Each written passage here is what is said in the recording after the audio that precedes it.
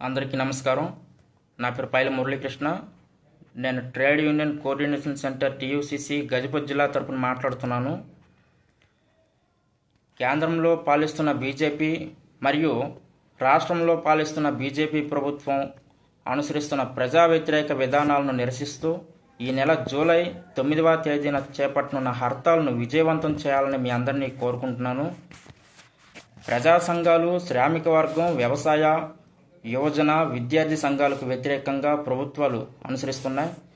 దీనికి నిరసనగా రానున్న జూలై 9వ తేదీన రాష్ట్రంలో చేపట్టనున్న సమ్మెకు అన్ని ట్రేడ్ యూనియన్లు మరియు పేద, బడుగు, బలహీన వర్గాలు, ఆశా అంగన్వాడీ, మిషన్ శక్తి సాధీలు, జీవికా మిషన్ కార్మికులు మరియు మోటార్ కార్మికులతో సహా ఈ సమ్మెను గ్రామ పంచాయతీ స్థాయిలో ఉద్యోగులతో సహా బ్యాంకు మరియు పోస్టల్ ఉద్యోగులు పెద్ద సంఖ్యలో పాల్గొని ఈ హర్తాల్ని విజయవంతం చేస్తారని కోరుకుంటున్నాను.